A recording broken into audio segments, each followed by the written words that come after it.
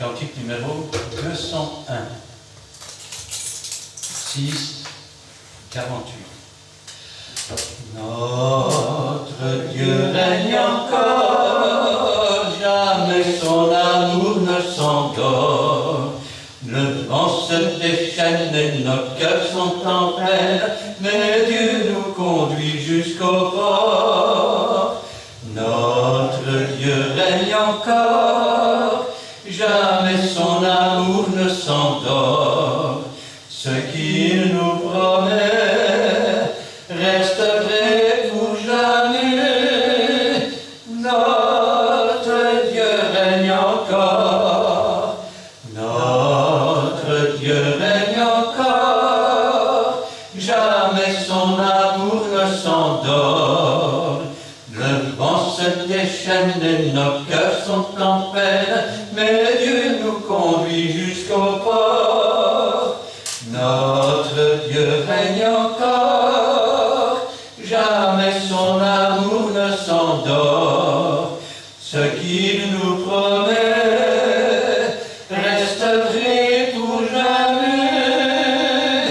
Notre Dieu règne encore. Amen. Amen. On va continuer avec le 371.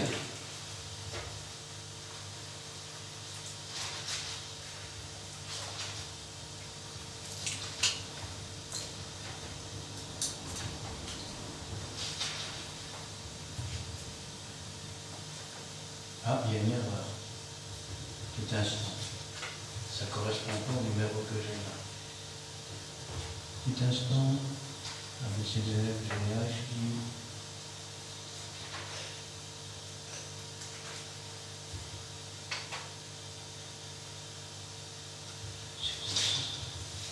à moins que ce soit les cantiques, oui.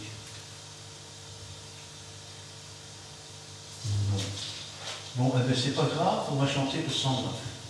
Pour un 109, c'est bon. Le 109, mais pour un 109. Le sang de l'agneau.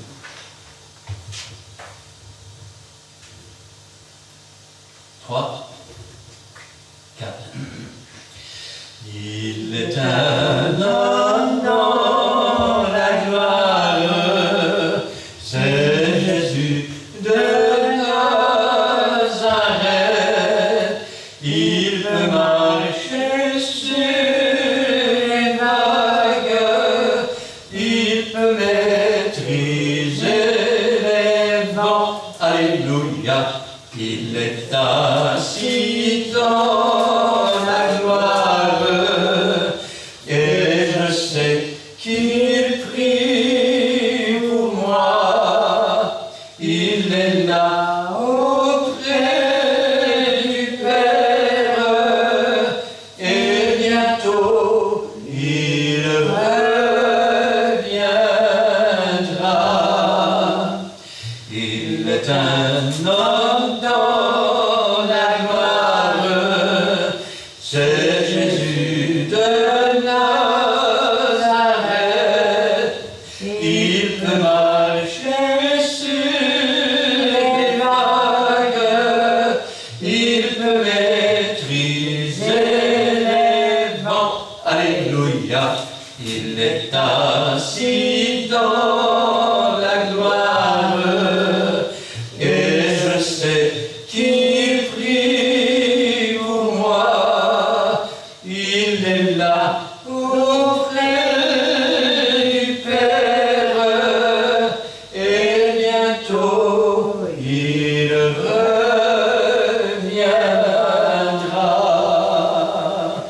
Amen. Amen. Et le 117.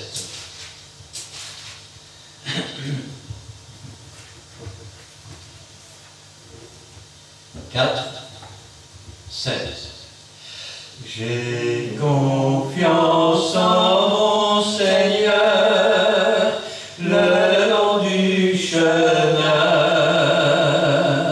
J'ai confiance en mon Seigneur, et il tient ma main à travers l'orage grondant.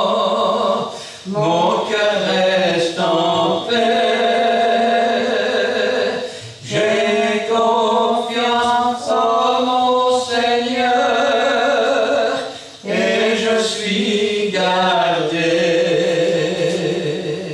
C'est l'ami fidèle, le plus tendre ami, en toute assurance, je m'appuie sur lui, à travers l'orage grondant, mon cœur reste en paix. J'ai confiance en mon Seigneur et je suis gardé. Amen. Amen. Cet après-midi, j'aimerais bien sûr prendre la parole de Dieu avec vous.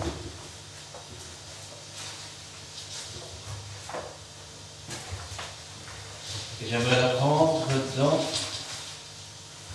le livre d'Ésaïe, chapitre 11. Nous lirons là les 10 premiers versets. Je vais demander à Sylvie de remettre la parole du Seigneur entre ses mains et je vais demander à Gina de nous faire la lecture. Merci Seigneur pour ta parole que nous avons entendue. Donne-nous de bien notre Père. Merci Seigneur.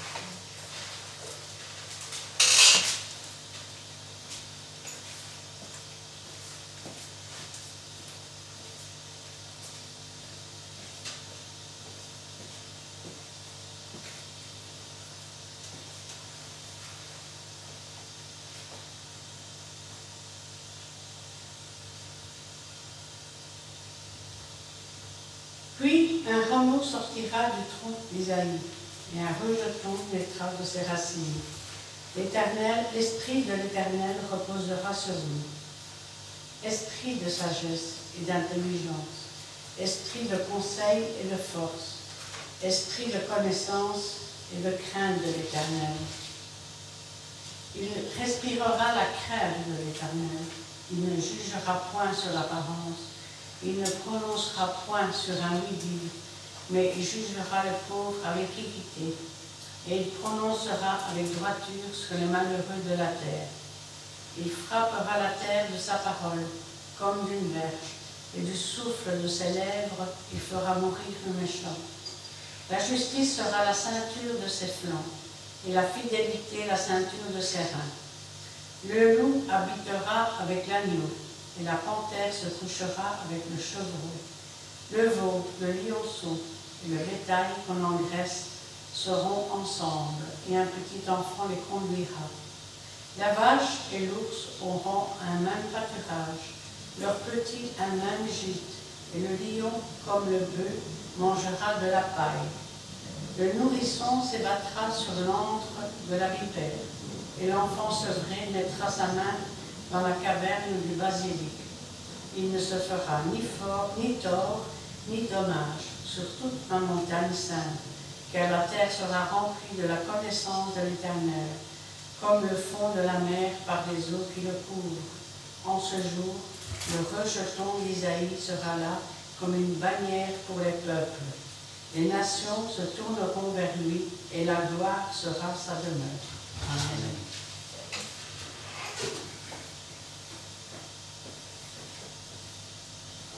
Dans les plus grosses Bibles, vous verrez qu'il fait marquer temps messianique. Cependant, il faut diviser ce texte en deux parties. La première étant, je vais dire, prophétique, et la seconde étant messianique. Alors, regardez bien ce que Ésaïe nous dit 750 ans avant la naissance de Jésus-Christ, soit environ 2790 ans d'ici. Il commence par « Puis un rameau sortira du tronc d'Ésaïe ». Voilà la première phrase. De quoi parle-t-il? Le tronc d'Ésaïe. Il faut savoir qu'en Israël, ils avaient demandé pour avoir un roi. Et ce roi leur a été donné dans le nom de Saül. Mais Saül a déplu à l'Éternel. Alors comme il a déplu à l'Éternel, Dieu a dit à Samuel, quand cesseras-tu de pleurer maintenant sur Saül? Va, je vais t'envoyer dans la maison d'Ésaïe, à Bethléem. Et c'est là qu'il va, je vais dire, oindre comme futur roi, le roi David. Ainsi donc, un rameau est sorti du tronc d'Ésaïe. Le fils d'Ésaïe est devenu roi des Judes. Mais après il dit « et », conjonction de coordination. Et un rejeton naîtra de ses racines. De quel rejeton parle-t-il? Il parle du descendant de David.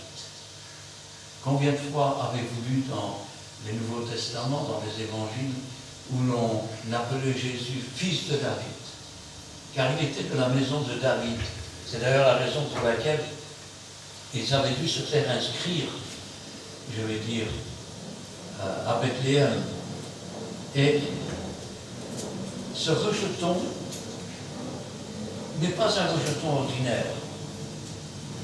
Pourquoi? Parce qu'il préfigure l'accomplissement de prophéties qui ont été citées des siècles auparavant.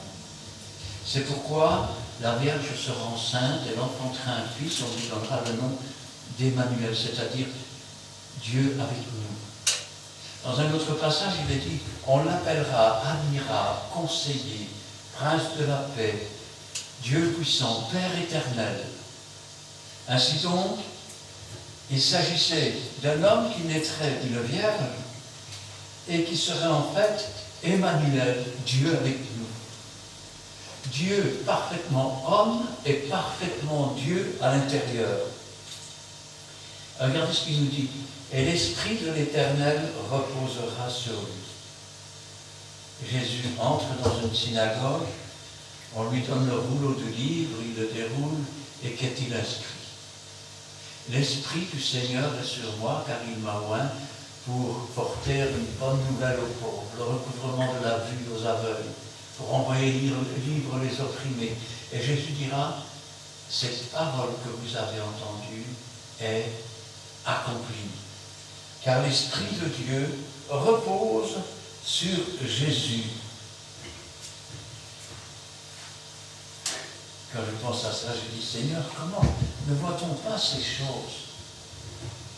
L'Esprit de Dieu repose sur Jésus. N'est-ce pas ce même esprit que Dieu nous donne? N'est-ce pas de ce même esprit que Jésus nous baptise? C'est le même. Mais quel est cet esprit? Un esprit de sagesse. Quand on reçoit l'Esprit de Dieu, ce n'est pas pour détruire l'Église, ce n'est pas pour la diviser, c'est pour construire. La sagesse a bâti sa maison, elle a taillé ces 7 colonnes. Cette sagesse, c'est Jésus. Et cet esprit, c'est un esprit de Jésus, esprit de sagesse. Le commencement de la sagesse, c'est la crainte de l'Éternel. Non pas avoir peur des punitions de Dieu, mais craindre de lui déplaire. Pourquoi? Parce que Dieu a manifesté tellement d'amour envers nous que nous avons peur de le vexer, nous avons peur de l'attrister, nous avons peur de faire une chose qui pourrait lui déplaire. Ainsi, esprit de sagesse, d'intelligence. Wow! Rappelez-vous que Jésus a soufflé son esprit sur les disciples. Pourquoi? Parce qu'ils ne comprenaient pas les Écritures.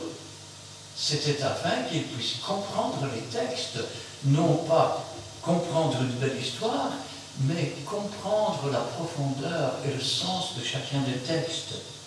Ainsi donc, c'est un esprit d'intelligence, esprit de conseil. Remarquez comment on traduit cette phrase. C'est l'esprit qui va nous conseiller quoi faire, comment faire, où le faire, quand le faire. Ce n'est pas un esprit vindicatif. La preuve, c'est que la Bible nous apprend que dans certains cas,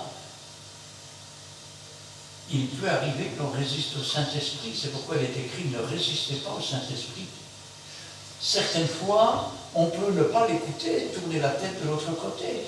Il est marqué « N'attristez pas le Saint-Esprit ». Eh oui, c'est un esprit vivant, c'est une personne réelle. C'est un esprit de conseil, mais c'est aussi un esprit de force. Dieu ne nous a pas donné un esprit de timidité, Dieu nous donne un esprit de force et de puissance. Amen. Que pour marcher à la gloire de son nom, de victoire en victoire, de sanctification en sanctification, sans laquelle personne ne verra Dieu, de force, esprit de connaissance. Rappelez-vous ce qu'avait dit Jésus. Il vous rappellera les choses que je vous ai dites. Le peuple se meurt, manque de connaissance. Pourquoi? Parce qu'il résiste au Saint-Esprit, parce qu'il attriste le Saint-Esprit, parce qu'il n'écoute pas le Saint-Esprit. Mais le Saint-Esprit est un esprit qui apporte la révélation, la connaissance, qui apporte la lumière sur les paroles du Seigneur, sur la doctrine du Seigneur, sur l'amour de Dieu. Ainsi donc, l'esprit de connaissance et de crainte de l'Éternel. Il nous apporte la sagesse, et le commencement de la sagesse, c'est déjà d'avoir peur de déplaire à Dieu. Si on a peur de déplaire à Dieu, ce n'est pas parce qu'on a peur d'une punition, c'est parce que l'Esprit Saint nous a convaincus de péché, de justice et de jugement. Nous savons que nous sommes des pécheurs, nous savons que nous sommes morts, nous savons que nous sommes séparés de Dieu, mais nous savons que nous sommes justifiés par le sacrifice et le sang de Christ qui a été versé sur la croix du Calvaire. Et nous savons que par là, nous sommes réconciliés avec Dieu. Ainsi, devant tant d'amour, nous savons faire qu'une chose, être obéissants. Amen. Vous savez, la vie avec Christ, il l'appelle son épouse. Et c'est la même chose que quand on est marié.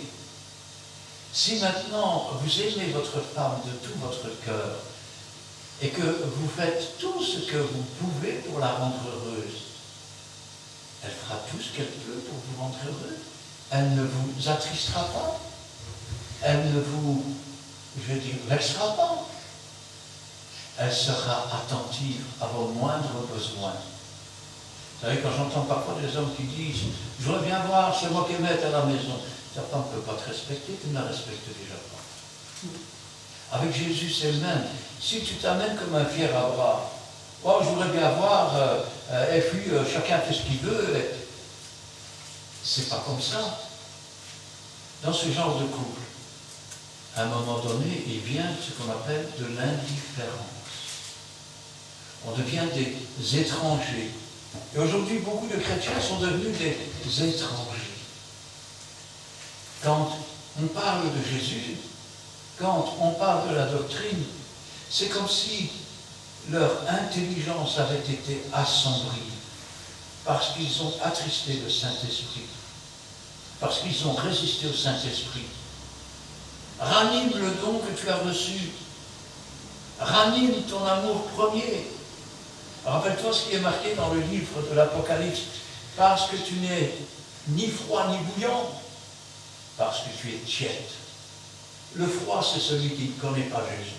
Le bouillant, c'est celui qui le connaît. Et le tiède, c'est celui qui, je vais dire quelque part, est déjà sur la pente du chemin large et spacieux. Ainsi, la crainte de l'Éternel. Il respirera la crainte de l'Éternel. Waouh!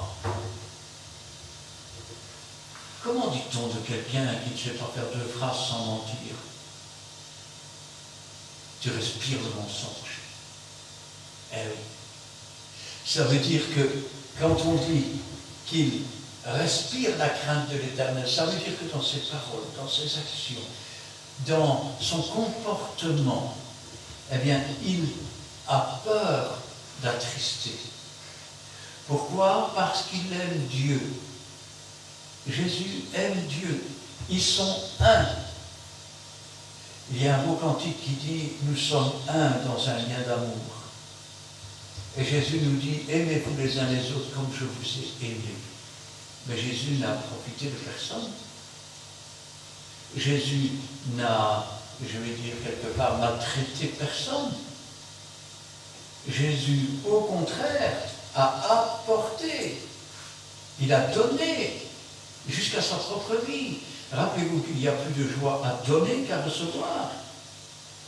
Il ne jugera pas sur l'apparence. Quand Jésus marchait dans les rues et que des hommes approchaient avec un manteau bien particulier, car il y avait un manteau pour chaque chose, une crécelle dans la main que l'on faisait tourner. Vous savez, c'est un peu comme ces petits jouets en bois qu'on faisait dans le temps. Il y a un manche, puis il y a deux voies comme ça, avec un pignon et puis une petite lamelle, et ça fait cré, cré.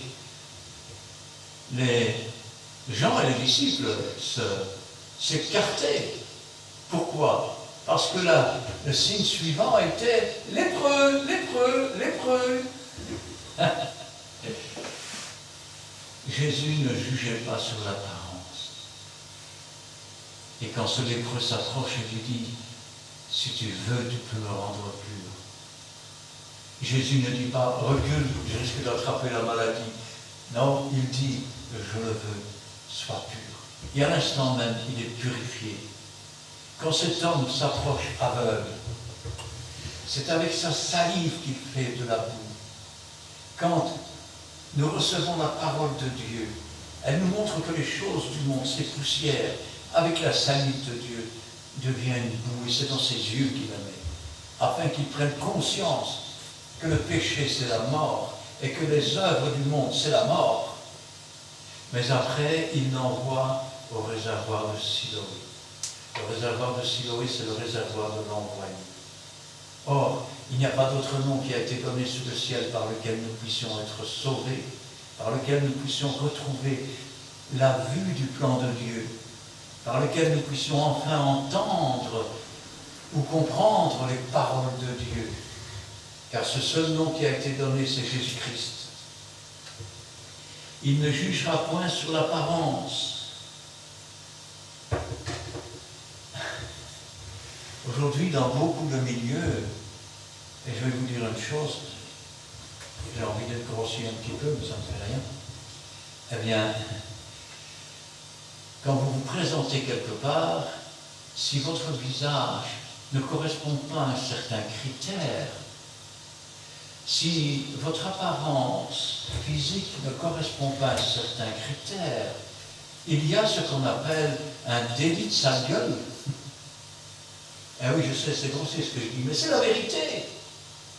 On juge sur l'apparence. Tiens, celui-là, tu as vu sa tête, c'est sûrement un gangster. Voilà. On ne le connaît pas. C'est peut-être quelqu'un de très gentil, très honnête, très doux. Mais voilà, il a une tête qui ne nous revient pas. C'est du racisme. C'est du racisme. Quand vous mettez dans des livres de mode des mannequins anorexiques et que les jeunes filles veulent leur ressembler et finissent par devenir anorexiques, c'est aussi la même chose. Eh oui, c'est du racisme. On fait du racisme contre ceux qui ne sont pas dans le moule. Ah, mais maintenant c'est vrai. Le racisme va plus loin, parce que tu n'es pas de la même couleur que moi. Donc, tu es bizarre. Il y a quelque chose qui ne va pas.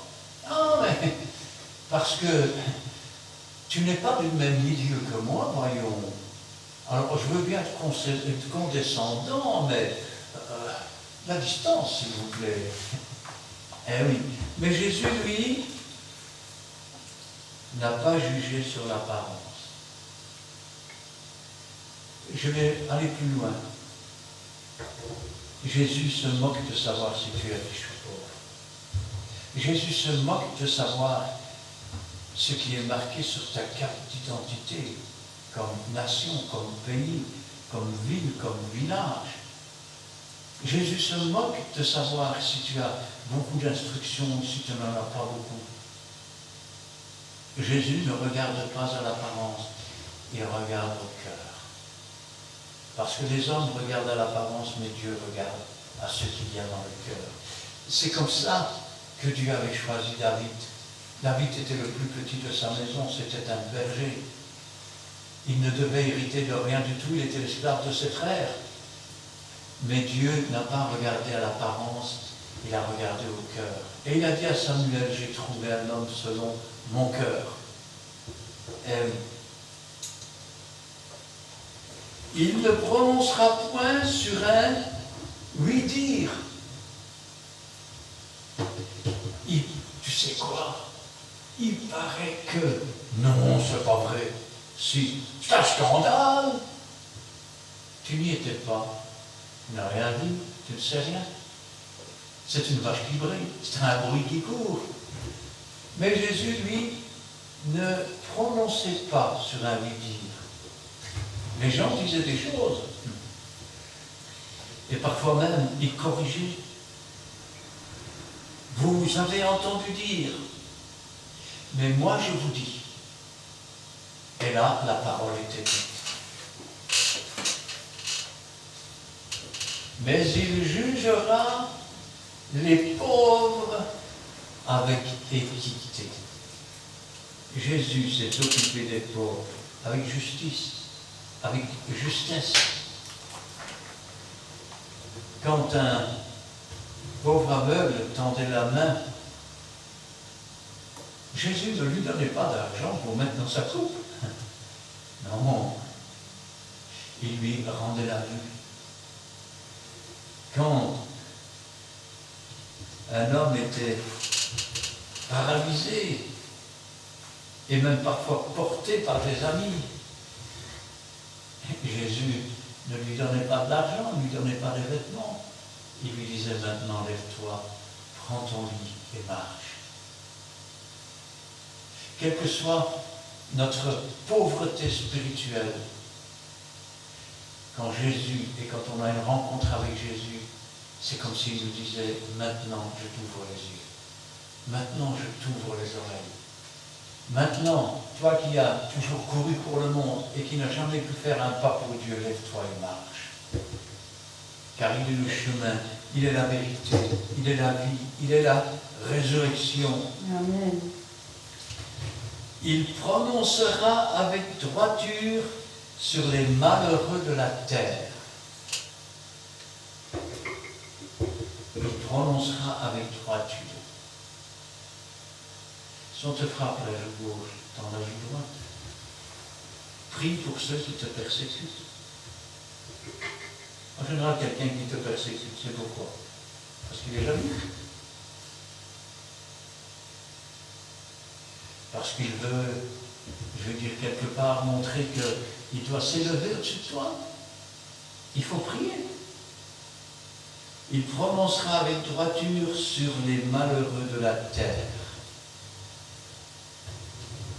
Un jour, il est arrivé dans le temple. Il a chassé les marchands. Il a renversé les tables des changeurs. Pourquoi? Parce que le temple était l'endroit où on apportait la 10e partie des récoltes, où on apportait la 10e partie des bétails, on apportait la 10e partie des revenus. Et ces revenus étaient partagés pour les veuves, pour les orphelins, pour les pauvres. Mais les prêtres prenaient pour eux. Et devant le temple, ils avaient installé des marchands. Les gens qui venaient de loin vendaient leur bétail et venaient apporter l'argent pour acheter le bétail sur place, mais on leur donnait pour le prix d'une bonne bête, une bête boiteuse. Et Jésus a renversé cette table. C'est ce que le prophète disait. Vous me trompez dans vos dîmes, vous me trompez dans vos offrandes. Toute la nation. Eh oui. Et pendant ce temps-là, il y avait des gens dans les rues qui demandaient la charité. Vous avez des vieilles veuves qui devaient aller glaner dans les champs. Et quand il n'y avait plus rien à glaner, elles devaient se faire engager pour pleurer. Des pleureuses qu'on appelle ça. Quand je pense à cela, je dis Seigneur, quand toi tu es arrivé dans ce temple, tu leur as dit ma maison sera appelée une maison de prière. Mais vous, vous en faites une caverne de voleurs. Nous sommes aujourd'hui le temple, l'habitation de Dieu en esprit. Est-ce que c'est devenu une maison de prière? Ou est-ce que nous sommes toujours en train de marchander avec le Seigneur pour essayer de déplacer les bornes qu'a fixées le Seigneur au travers de sa parole? N'avez-vous jamais lu « Tu ne déplaceras pas les bornes de tes voisins » ? Ou, pour reprendre la philosophie, là où s'arrête ta liberté commence celle de l'autre. Eh oui. Il prononcera avec droiture sur les malheureux de la terre. Écoutez bien, il frappera la terre de sa parole comme d'une verge. Wow. Je vais le dire autrement. Cette parole comme un bâton a frappé la terre. Et en frappant la terre avec sa parole, et en accomplissant, car il n'était pas venu abolir, il était venu pour accomplir, en accomplissant, il a été une image de Moïse. Moïse avec son bâton qui ouvre la mer. Jésus avec sa parole, comme d'une verge, frappe la terre. Et c'est au travers du voile de sa chair qu'il crée une nouvelle entrée pour entrer dans le pays promis. Et quand je pense à ça, je dis quand même, c'est quelque chose de fabuleux. Ainsi donc, il frappera la terre de sa parole comme d'une verge. Et du souffle de ses lèvres, il fera mourir le méchant. Que veut dire cette phrase? Elle veut dire que la parole de Dieu est une épée à deux tranchants. Pour celui qui l'accepte, elle devient une odeur de vie, elle devient un chemin. Elle devient un passage qui nous permet de ne pas être engloutis par le monde et de marcher dans les empreintes du Seigneur.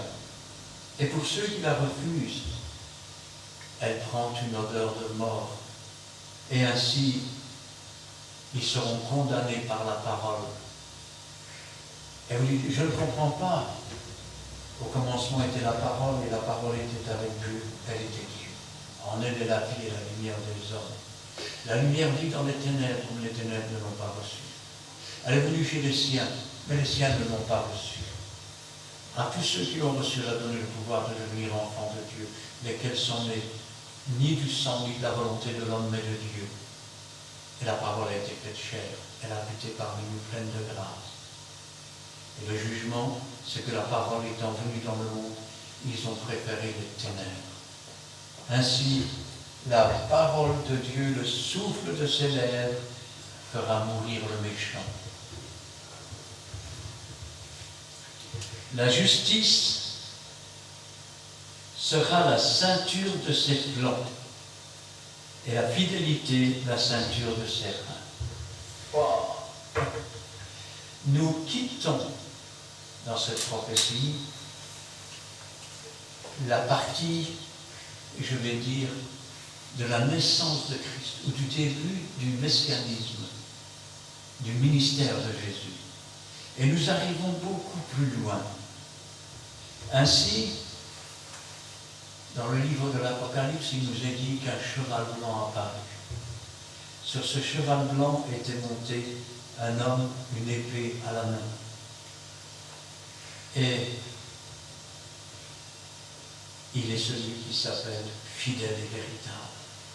On parle ici du retour de Jésus-Christ, non pas de l'enlèvement de l'Église, mais de l'avènement du Seigneur, car ce sont deux choses différentes. À l'enlèvement, Jésus apparaît sur les nuées, le son de la trompette se fait entendre, la voix de l'archange, et les morts en Christ ressuscitent premièrement, car nous ne devancerons pas ceux qui sont morts. Et ensuite, ceux qui seront restés vivants, non pas à l'avènement, mais ils sont restés vivants en Jésus-Christ pour vivre un jour cet avènement, c'est-à-dire ce retour du Seigneur pour régner sur la terre. Ils seront transformés en un instant. Et là, nous partons à la rencontre du Seigneur. Mais Jésus revient ensuite pour établir son règne de 1000 ans. Et c'est de cela qu'il nous parle. La justice sera la ceinture de ses flancs. Non seulement il juge avec justice, mais il nous a justifiés par son sacrifice. Et la fidélité, la ceinture de ses reins. Dieu est un Dieu fidèle. Jésus-Christ est le fidèle et le véritable. Pourquoi est-il marqué dans l'Apocalypse fidèle et véritable? Parce qu'il y en a un autre qui est monté aussi sur un cheval blanc, mais il porte un arc. Et c'est celui qui lance les traits enflammés, c'est le malin.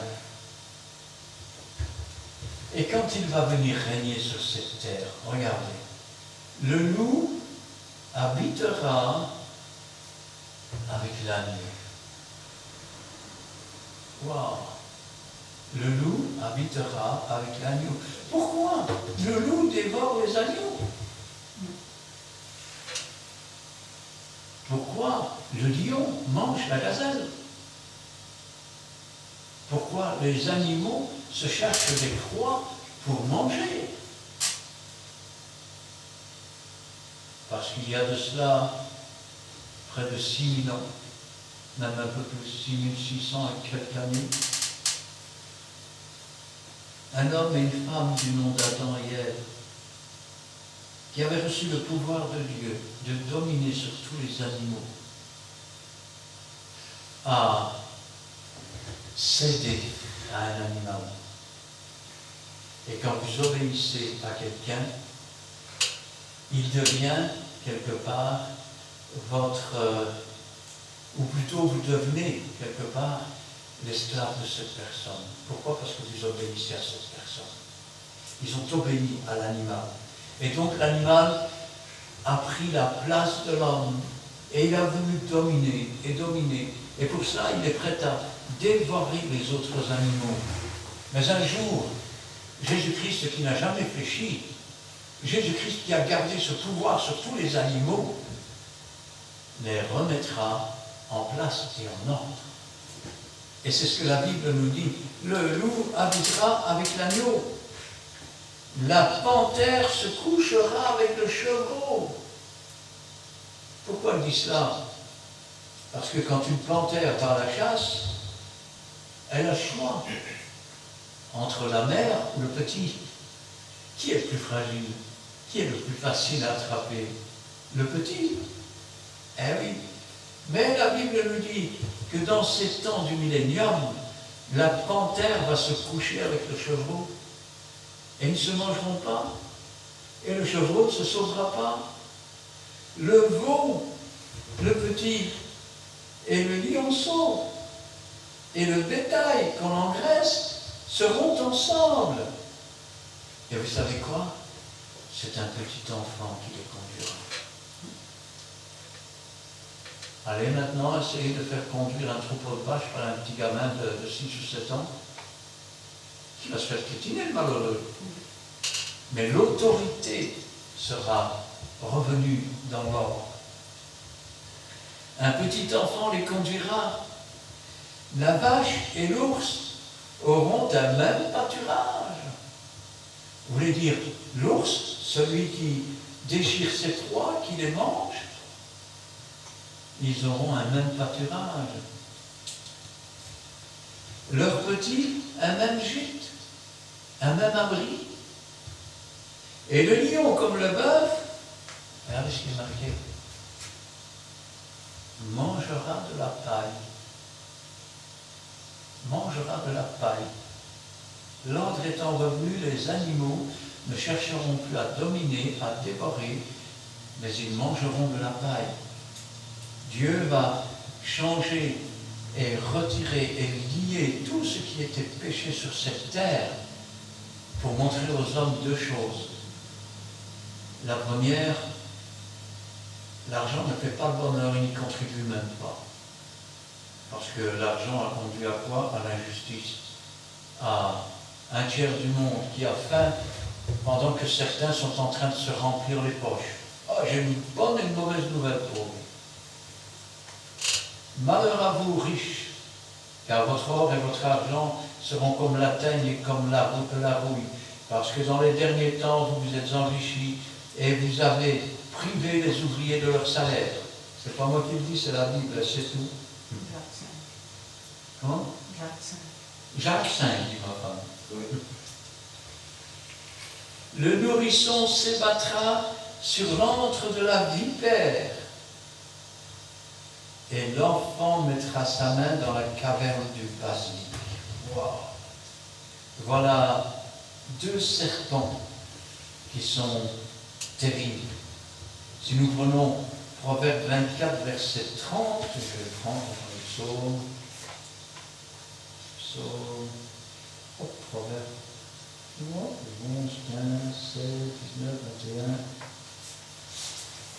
Proverbe 24, j'ai dit verset 30. J'ai passé près du champ d'un paresseux, près de la vigne d'un homme dépourvu de sens. Et voici les épines croissaient partout, les ronces en recouvraient la face et les murs de pierre étaient écroulés. J'ai regardé attentivement et j'ai tiré instruction de ce que j'ai vu. Un peu de sommeil, un peu d'assouplissement, un peu de croiser les mains pour dormir, et la pauvreté te surprendra comme un rôdeur. L'enfant mettra sa main dans la caverne du basilic. Regardez un petit peu ce que nous dit, je vais prendre.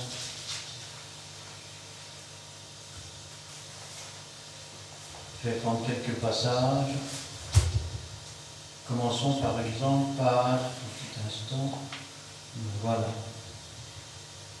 Celui qui me rejette et qui ne reçoit pas mes paroles à son juge.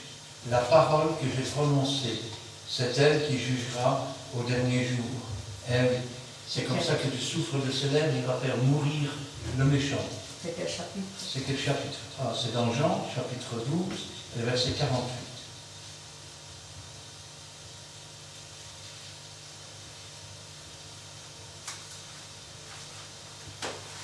Ésaïe 14, verset 29. Ne te réjouis pas, pays des Philistins, de ce que la verge qui te frappait est brisée. Car de la racine du serpent sortira un basilic, et son fruit sera un dragon volant. Alors les plus pauvres pourront paître, et les malheureux reposer en sécurité. Mais je ferai mourir la racine par la faim, et ce qui restera de toi sera tué. Qu'est-ce qu'il dit? Il dit le méchant, il est nourri par un serpent. Eh oui, par un basilic. Et quand le basilic va enfin être révélé, on va s'apercevoir que c'est un dragon volant. Je vais dire autrement, le serpent de l'ancien temps, le dragon des derniers temps, le diable lui-même. Ésaïe chapitre 2 et le verset 4. Il sera le juge des nations, l'arbitre d'un grand nombre de peuples. De leurs glaives, ils forgeront des oyaux, de leurs lances, des serpes. Une nation ne tirera plus l'épée contre une autre, et l'on n'apprendra plus la guerre. Il n'y aura plus de guerre pour les animaux entre eux. Il n'y aura plus de guerre pour les hommes. Il ne se fera ni tort ni dommage sur toute ma montagne sainte. Pendant ces 1000 ans, il n'y aura plus de guerre. Les nations monteront une fois par an et elles diront: montons vers l'Éternel et apprenons les choses que l'Éternel veut nous dire. Et la terre sera remplie de la connaissance de Dieu. Comme le fond des mers comme l'eau couvre le fond des mers, ainsi la connaissance remplira la terre.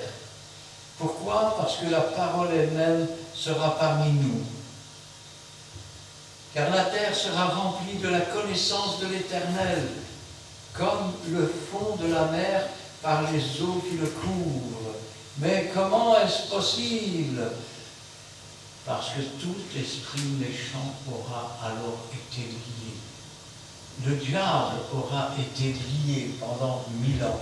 Il n'y aura plus aucune puissance pour faire le mal, pour mentir, pour haïr, pour envier, pour calomnier, pour tout ce que vous voulez qui n'est pas bon. La Bible nous dit d'ailleurs que celui qui mourra dans ces temps-là à 120 ans, mourra jeune. Quand ces choses ont été écrites, laissez-moi vous dire que je pense qu'il n'y a pas beaucoup de gens qui croyaient à ces choses-là. Par exemple, au temps de Jésus, prenons l'exemple de Noé. Moyenne de vie 900 ans. Puis les siècles passent, on arrive à Moïse, 120, maximum. Déjà au temps de Noé, ces jours seront 120 ans. On arrive à Jésus, moyenne de vie 40 ans. Ce qui veut dire que le péché a grandi, ça veut dire que le péché a multiplié et que les hommes meurent de plus en plus jeunes. Et puis à partir de la venue de Jésus, l'inversion a commencé. Aujourd'hui, à l'époque 40 ans. Moyenne de vie aujourd'hui 60 ou 70 ans. Mais quand le millénium arrivera, celui qui mourra à 120 ans, ce ne sera pas une moyenne, il mourra jeune. Il sera encore en pleine forme, il sera encore jeune. En ce jour, le rejetons, c'est-à-dire Jésus-Christ. Rappelez-vous des premières phrases que nous avions prises tout à l'heure. Le rameau qui sortait du tronc d'Isaïe, c'était David. Et le rejeton des siècles plus tard, 750 ans plus tard, c'est Jésus. En ce jour, le rejeton d'Isaïe sera là comme une bannière pour les peuples. Je le dis autrement. Quand les soldats marchent à la guerre, il y en a un qui est on appelle ça un porte-drapeau. Et le drapeau qu'il porte s'appelle la bannière. Et l'ennemi ne doit pas s'emparer de la bannière. Ça veut dire que toutes les forces se regroupent autour de la bannière en plein combat pour protéger le drapeau. L'enlèvement du drapeau, c'est la défaite. En ce jour-là, il sera la chose la plus importante sur la terre. Il sera comme le drapeau qui définit qui nous sommes, à quel pays nous appartenons. Car nous sommes étrangers sur cette terre, comme je le disais ce matin, et nous sommes concitoyens de la cité céleste. Jésus-Christ est le céleste. Jésus-Christ sera notre bannière. Il sera en quelque sorte notre carte d'identité. Voilà ce que nous sommes. Voilà pour qui nous vivons. Voilà chez qui nous vivons. Il est éternel et il nous a donné l'éternité. En ce jour, le rejeton d'Isaïe sera là comme une bannière pour les peuples. Pour les peuples, car il va revenir pour régner. Et je vais vous dire une chose, si nous avons marché avec Jésus-Christ, nous régnerons avec Jésus. Amen. Nous régnerons avec Jésus. Rappelez-vous, celui qui a reçu des dons règne sur 5 villes, règne sur 10 villes. Ainsi nous serons établis et nous régnerons avec Jésus-Christ pendant ces 1000 ans.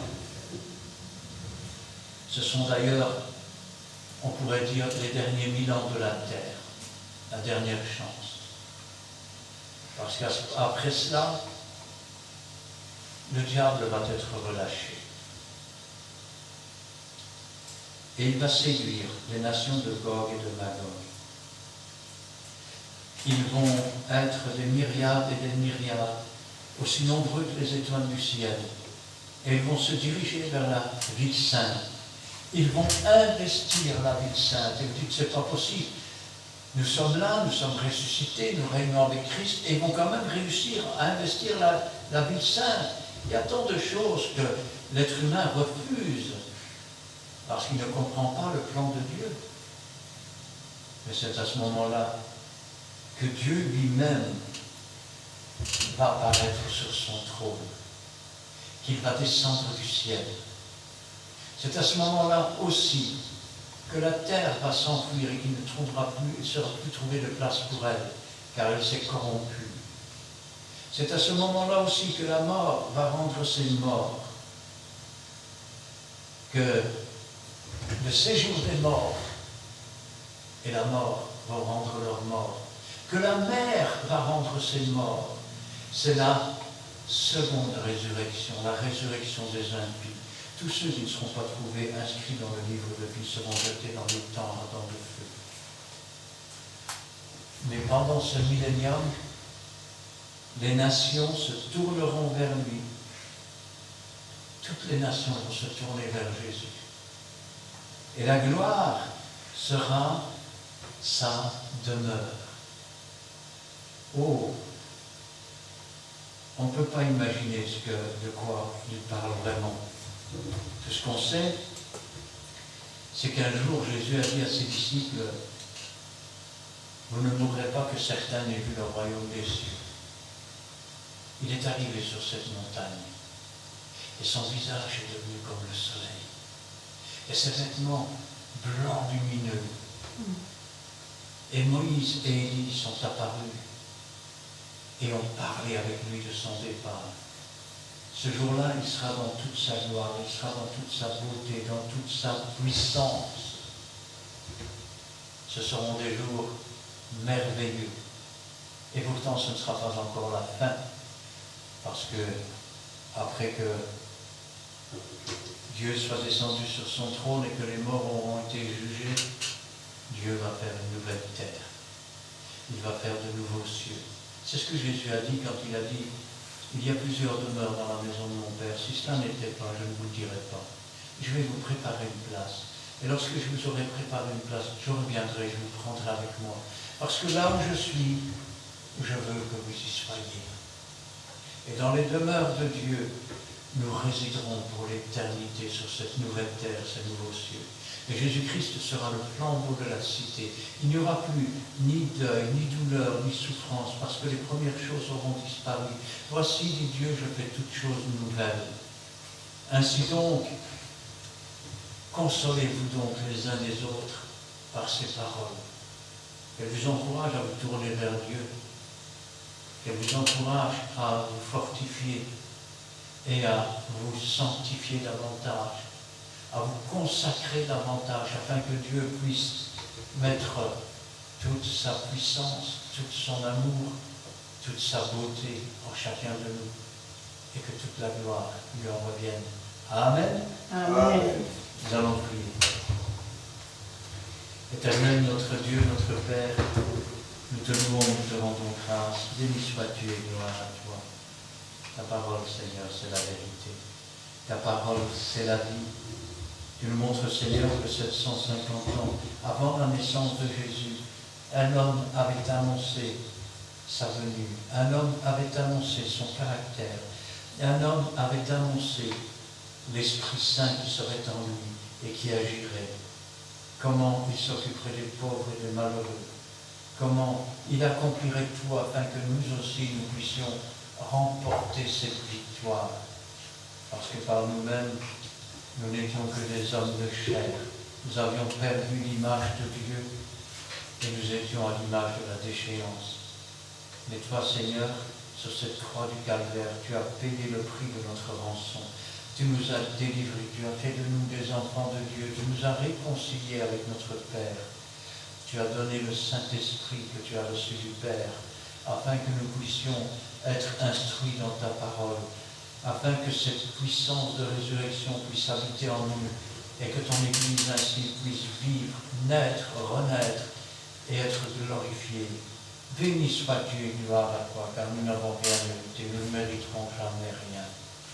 Comme disait le psalmiste, comment rendrai-je à l'Éternel tous ses bienfaits? Tu as fait tellement, Seigneur. Donne-nous simplement de ne pas t'attrister. Donne-nous simplement de t'obéir. Donne-nous simplement de nous mettre sous ton autel et de nous offrir, afin que tu puisses faire de nous de véritables instruments, et qu'ainsi toute la gloire t'en revienne. Gloire au Père, gloire au Fils et gloire au Saint-Esprit. Amen. Amen. Béni soit-elle, le Dieu Tout-Puissant, béni soit-il, Père de Saint-Père, glorifie ta parole qui est sortie. Père, nous devons révéler tout son corps, béni puissamment et rempli l'instrument qui t'a choisi afin que la prochaine fois que son corps nous enseigne. Nous bénissons ton Saint, l'éternel Dieu. Père, merci Père de Saint, parce que ta parole est vraie. Merci parce que ton avenir aussi est vrai. Merci parce que c'est que tu t'as dit, on voit la compris. C'est pour cela, Père de Saint, nous devons avoir cette sagesse aussi, Père de Saint, afin de comprendre, Père, ce qui va tenir.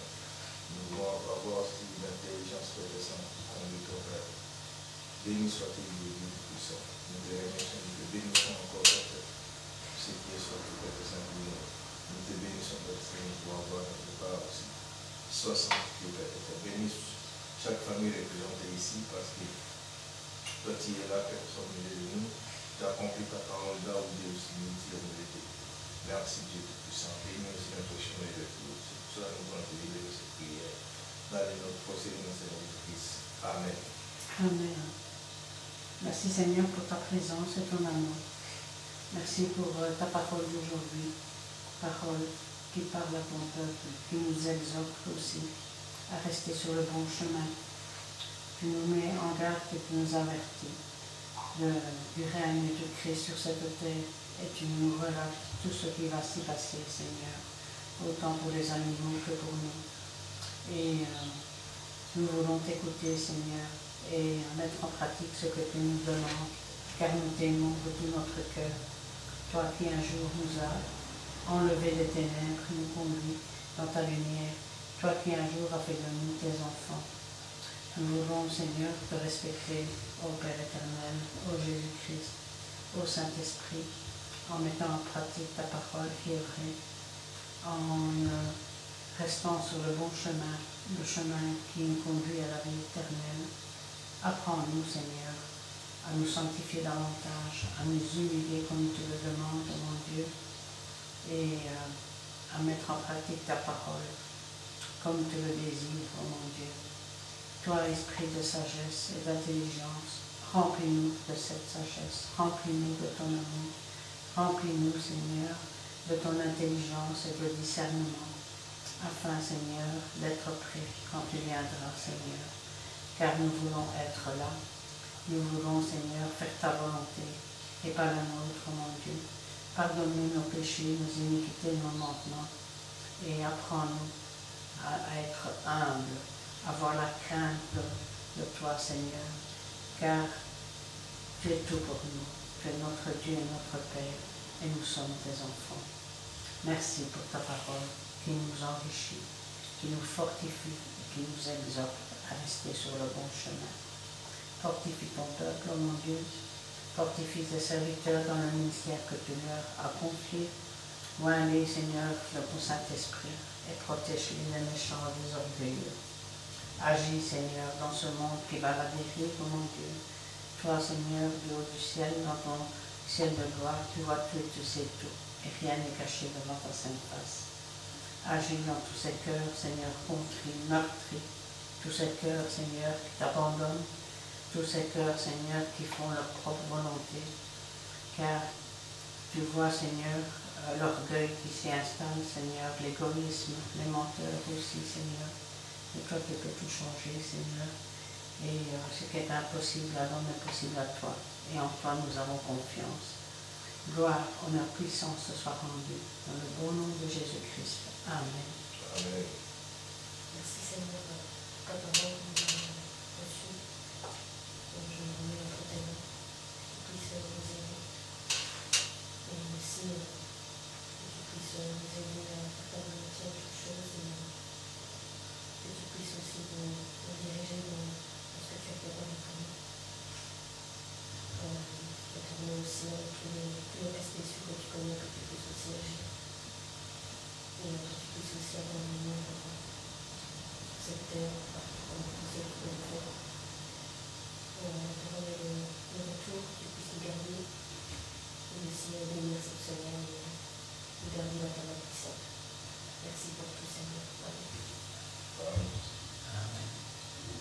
Très bien, nous terminerons avec le cantique numéro 98.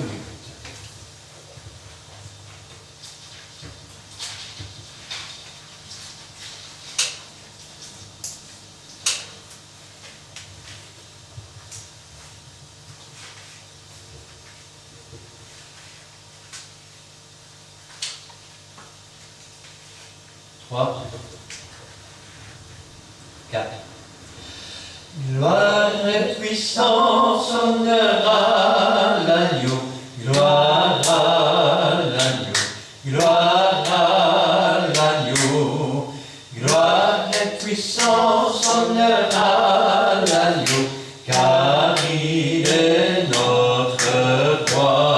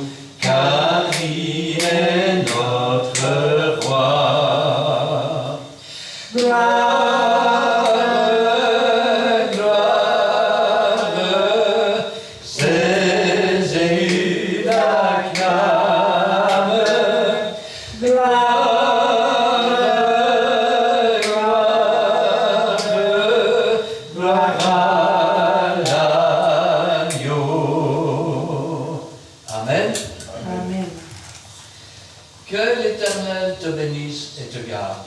Que l'Éternel fasse luire sa face sur toi et qu'il t'accorde sa grâce. Que l'Éternel tourne sa face vers toi et qu'il te donne la paix. Amen et Amen.